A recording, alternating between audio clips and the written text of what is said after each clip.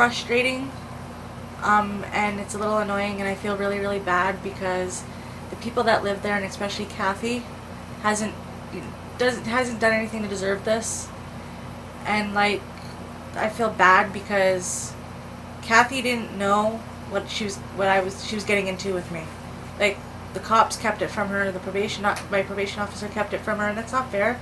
And then now I think, you know, I feel bad because the residents there, you know, probably feel awkward coming in and out of the house, you know, and that's not right. What's your relationship like with the residents there? How do you feel with Some of them are good. Some of them are, like, most of them are fine with me, and we're good, but the other people just don't talk to me, and that's fine.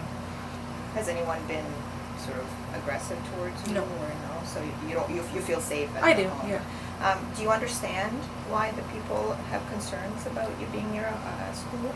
You know, they've taken it out of proportion. You say to the people that are out there, you know, there are people that I talk to that they're really scared about their kids being so close to you. What would you say to them yourself? If they're that scared, move. Because I'm not moving. Like, I have support where I am. And I need this support. And it's better to be supervised 24/7 in a residence where I'm at than to be just thrown on the street with nothing. Because it would be easier just to be, you know what I mean, just to fall back into that. So, do you feel like you can get better where you are at now? Right definitely. Now? Are you already feeling that you I'm can already work through the issues that you have that got Yes. you to do what you've done? Yes, because I can go to my appointments. I can go, you know, when I was living with my mom, she'd cancel my appointments. She wouldn't take me to my appointments. And now that I've got Kathy and everybody else there, I go to my appointments and I get things done. So, You see these kids. do you know what? Children do not turn me on. They don't. Children are, like, cute. They're God's creation. They're, you know what I mean? They're just, why would I want to do anything with a child? Like, I know I did it once, but that was not, you know what I mean? So, How do you think? How do you think you can get better from here? Because you know, you can understand a lot of people will say what you've done and it's pretty, you know, horrific. To do that it to is, your own child. you know what? It is, but you know what? What I did is minimal compared to what other people have done.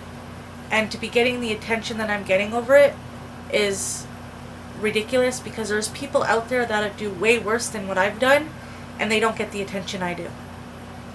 They can live in front of a school, they can live whatever, they just let them out of jail, they register to the sex offender list, and that's that with them. Why do you think there's so much attention on you? Do you think it's because it was? I think it's because I'm a female. And I do agree somewhat that it's because of the school. But, you know, I didn't, like, on Friday when I went to court, the Crown said that I purposely picked this place because of the school. I never knew about this place. I know Leamington, but I've never been down here. So it was my probation officer that picked it, and if my probation officer had a problem with it, and if the cops had a problem with it, why put me there? If I'm such a high risk, why put me there? That would be just asking for trouble. And I've been with Kathy, and I haven't gotten in trouble since. So, you know. So you don't believe you're at high risk? And you believe that police also must. Are you saying that you think they also believe that you're not at high risk? Otherwise, they wouldn't have put you in a school. Is that what you're saying? Yeah, like if I was so high risk, they would have picked somewhere else, like away from school. Like, do you think it's okay for you to be next to a school, or so close to a school? I'm not high risk and I'm not into children, so for me it's okay.